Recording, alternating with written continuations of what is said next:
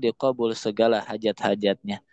Ibu, Bapak, ikhwan dan akhwat yang dimuliakan oleh Allah, di dalam manqobah yang dibacakan di bulan ini sungguh banyak sekali pelajaran yang bisa kita ambil. Oleh karenanya, pantaslah dahulu kita diriwayatkan oleh Hadratus Syekh. Pernah kita mendengar, barangkali kita masih ingat, bahwa Hadratus Syekh pernah meriwayatkan perkataan Abah Anom mengenai manakib, mengenai manqobah. Manakib itu syukur kalau mengerti, tidak mengerti juga percaya saja karena karomah. Bapak, Ibu, ikhwan dan akhwat yang dimuliakan oleh Allah. Oleh karenanya, eh, pada Manqobah di bulan ini ada yang mengatakan bahwa berbicaranya unta kepada Tuan Syekh Abdul Qadir, ada yang mengatakan sebagian bahwa itu tidak dimaknai secara hakiki, tetapi makna kiasan, bahwa unta itu tidak benar-benar berbicara, tetapi sesungguhnya kata kata sebagian orang ya, ada yang mengatakan bahwa itu hanya bahasa kiasan saja. Artinya ketika menggembalakan unta itu, Syekh Abdul Qadir tafakur, sehingga hasil pemikirannya itu hasilnya adalah bukan untuk ini aku diciptakan ke alam dunia. Ada yang mengatakan seperti itu. Tetapi kami pribadi eh, lebih sepakat jika itu dimaknai secara hakiki, bahwa memang unta itu benar-benar berbicara kepada Syekh Abdul Qadir. Karena jika kita artikan secara kias majazi, tentu itu tidak jadi karomah. Kalau diartikan berbicaranya unta kepada Tuan Syekh itu diartikan kiasan, bahwa sesungguhnya hanya menggambarkan proses tafakur Tuan Syekh ketika menggembala unta, maka itu tidak menjadi karomah. Tapi kalau diartikan secara hakiki, benar-benar unta itu berbicara. Nah, hanya saja bagaimana berbicaranya? Apakah berbicara seperti manusia atau Tuan Syekh dibuat paham terhadap perkataan unta itu? Dan itu memang ada dasarnya. Jika itu terjadi secara hakiki ada dasarnya, sebagaimana Nabi Sulaiman fatabassama dhahika, tersenyum mendengar perkataan seekor semut. Ini ada dasarnya. Karena memang semua semua karomah itu berasal dari mukjizatnya para anbiya.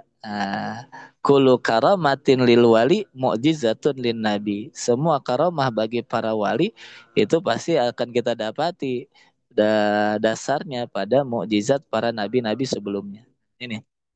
Maka kami lebih sepakat jika diartikan eh, makna secara hakiki. Nah, Bapak Ibu ikhwan dan hadirin yang dimuliakan oleh Allah, lantas pelajaran apa yang bisa kita ambil dari perkataan unta, atau kita bisa bilang nasihat unta kepada Syekh Abdul Qadir itu? Eh, Sehingga benarlah apa manqobah itu benar-benar sesuai dengan apa yang diharapkan oleh para masyayikh, bahwa ahwalul arifin, hikayatul arifin atau ahwalul arifin jundun min junudillah, bahwa kisah-kisah para ahli makrifat, orang-orang soleh, bukan sekedar dongeng, bukan sekedar kisah hikayat belaka, tetapi jundun min junudillah. Kisah-kisah itu jika kita pahami, kita ambil pelajarannya, merupakan jundun min junudillah, salah satu bala tentara Allah. Sehingga yuqawi biha qulubal muridin. Dengan mendengarkan kisah-kisah itu, hati kita semakin mantap, semakin kuat sebagai seorang murid. Murid dalam arti kita mencari ilahi anta maksudi. Murid juga dalam arti kita berguru itiba kepada seorang guru mursyid. Sehingga dengan mendengarkan hikayat-hikayat tersebut, kita semakin mantap dalam uh, melakukan amaliyah. Bapak Ibu ikhwan dan akhwat yang dimuliakan oleh Allah, dari apa yang kisah nasihat unta itu paling tidak uh, pelajarannya adalah bahwa Syekh Abdul Qadir itu mengambil manfaat dari siapa saja. Tabiat orang soleh adalah mengambil ilmu dari siapa saja, mengambil kebaikan dari siapa saja. Dalam kisah ini diantaranya Syekh Abdul Qadir, nasihat unta saja dia dengarkan. Syekh Abdul Qadir, nasihat seekor unta saja dia dengarkan. Bandingkan dengan kita barangkali. Jika jika Syekh Abdul Qadir nasihat unta saja didengarkan, barangkali ya, kali jangan sampai kita justru nasihat Tuan Syekh saja tidak kita dengarkan. Jika Syekh Abdul Qadir nasihat unta saja ia dengarkan, kita jangan sampai nasihat Tuan Syekh saja tidak kita dengarkan. Nah, maka inilah diantara tentu pelajaran dari kesan setiap orang ketika membaca atau mendengarkan sesuatu itu berbeda. Bagi kami inilah di antara kesan yang sangat membekas itu adalah ketika mendengar Al-Manqabah ini menunjukkan keluhuran kemuliaan Tuan Syekh Abdul Qadir, dan yang ada yang tentu yang juga Tuan Syekh pada masa ini, bahwa Tuan Syekh seorang orang yang soleh yang sudah bersih hatinya, ia mengambil segala kebaikan dari siapa saja. Apa ibu ikhwan dan akhwat yang dimulakan oleh Allah. Kemudian ibrah selanjutnya, pelajaran yang bisa kita ambil selanjutnya adalah wurudul imdad bihasabil isti'dad wa syuruqul anwar bihasabi safail asrar. Kata Ibnu Athaillah As-Sakandari. Datangnya pertolongan Allah ala hasabil isti'dad adalah sesuai dengan kesiapan masing-masing para murid. Sebagaimana syurukul anwar, eh, bersih cahaya hati, ya, terpancarnya cahaya hati itu ala bihasabi safail asror, tergantung dengan kebersihan kejernihan hati masing-masing. Apa yang dimaksud, dari mana kita mengambil pelajaran di Manqobah ini mengenai hal itu, yaitu Syekh Abdul Qadir karena sebab hatinya bersih, hatinya jernih, maka dengan sebab kebeningan hati itu, kebersihan hati itu tadi, ia mampu mengambil faidah, mengambil manfaat bahkan dari seekor unta sekalipun. Artinya Syekh Abdul Qadir dengan kebersihan hatinya, pada momen apapun dalam hidupnya ia selalu siap menerima momen apa saja dalam hidup, dan setiap momen itu diambil sebagai kebaikan. Bahkan ketika bertemu rombongan perampok sekalipun, Syekh Abdul Qadir siap dalam arti dimanfaatkan momen itu untuk senantiasa taqarrub kepada Allah,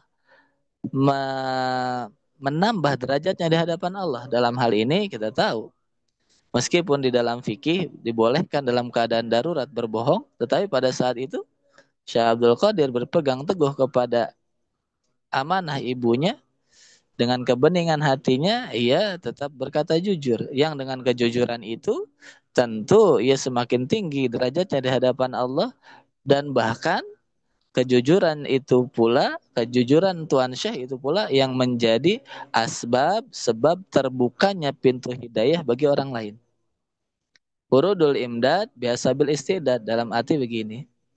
Jika bayangkan, jika kita yang ada di posisi Tuan Syekh pada dua momen itu, ketika pertama mendengarkan nasihat dari unta, barangkali dan sangat besar kemungkinan jika kita yang ada pada posisinya belum tentu kita mendapat manfaat.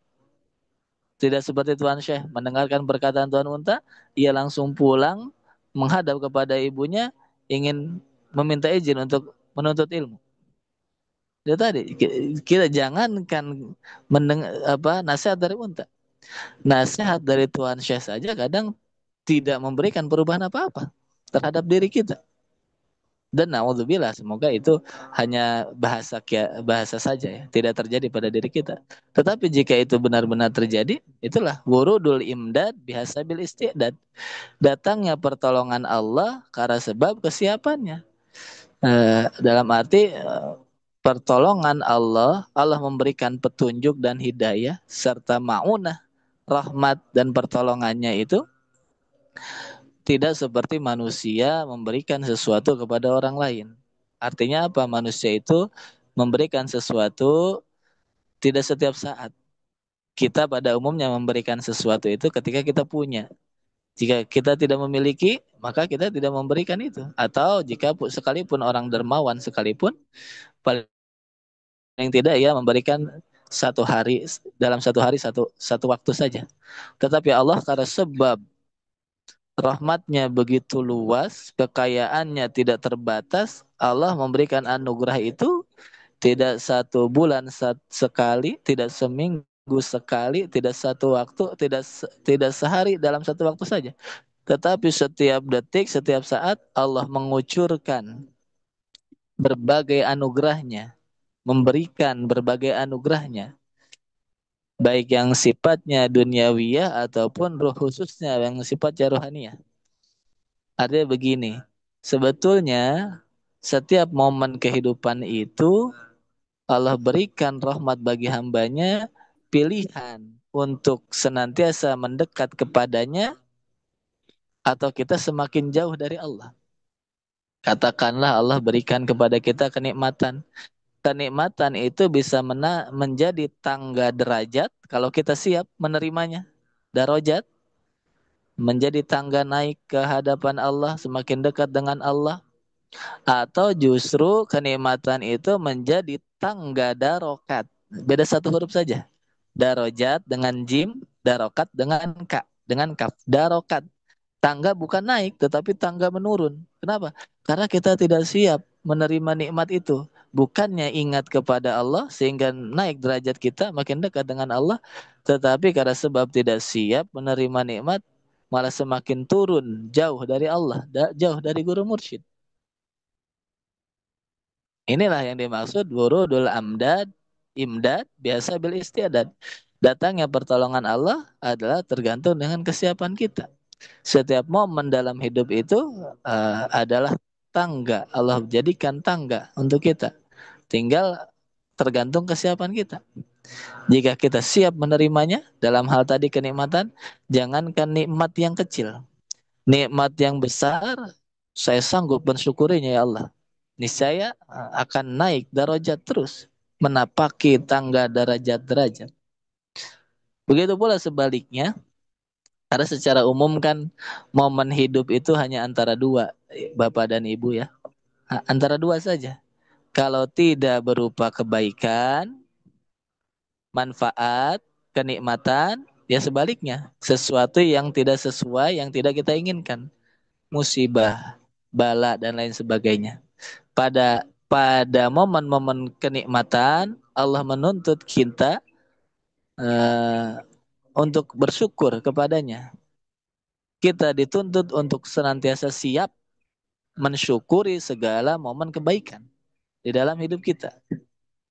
Pada momen sebaliknya, hal-hal, waktu-waktu sulit, keadaan-keadaan di mana kita terpuruk, katakanlah seperti itu, kita merasa buntu, cobaan datang silih berganti, semakin terasa kehidupan terasa sulit. Pada momen-momen itu, kita dituntut untuk senantiasa bersabar. Kalau di momen sulit kita tidak siap menerimanya, artinya jangankan kesulitan yang besar, kesulitan kecil saja kita sudah mengeluh kepada Allah. Kita sudah mengadu kepada manusia. Hanya sebab kesulitan yang tidak seberapa, kita berkeluh kesah, kita meninggalkan ibadah kepadanya, meninggalkan zikir, meninggalkan guru mursyid, artinya kita tidak siap. Padahal itu adalah pertolongan Allah. Barangkali itu adalah jawaban dari segala doa-doa kita. Permohonan kita kepada Allah, Allahumma ya rafi'ad darajat. Kita minta diangkat derajatnya oleh Allah. Allah kabulkan dengan memberikan berbagai ujian kehidupan. Supaya kalau kita siap menyikapinya sebagaimana Tuan Syekh pada momen-momen ini kita lihat siap menyikapinya, maka momen sulit itu menjadi tangga derajat naik kita kepada Allah Azza wa Jalla. Tetapi sayangnya seringkali kita tidak siap menerima pertolongan Allah itu, Pak. Sehingga yang mestinya tadi kita naik semakin dekat kepada Allah, justru malah semakin turun jauh dari Allah. Bapak Ibu ikhwan dan akhwat yang dimuliakan oleh Allah, lantas apa persiapannya supaya kita ini senantiasa siap menghadapi segala momen kehidupan yang pada hakikatnya momen kehidupan itu adalah pertolongan Allah secara ruhani untuk kita semakin dekat kepadanya. Itulah oleh karena kita diberikan bekal oleh guru mursyid, senjata untuk setiap momen kehidupan, menghadapi setiap momen kehidupan. Itulah asma Allah yang ditanamkan ke dalam diri kita, yang 12 huruf la ilaha illallah. Mendapat nikmat, ingatlah la ilaha illallah. Mendapatkan kesulitan, ingatlah la ilaha illallah. Di lisan, itu terbatas pada waktu-waktu tertentu saja. Tetapi bekal yang bisa kita gunakan setiap saat, tidak terbatas ruang dan waktu, adalah asmanya yang ditanamkan di dalam hati kita. Nah, inilah ketika dapat sulit, kita siap ya Allah. Jangankan yang kecil, kesulitan sebesar apapun, kami siap menghadapinya dengan asma yang sudah ditanamkan oleh guru mursyid ke dalam hati kami. Kalau begitu, maka kita akan memahami berkata di Ibnu Athaillah yang lain, wurudul faqah a'yadul muridin, kata Ibnu Athaillah.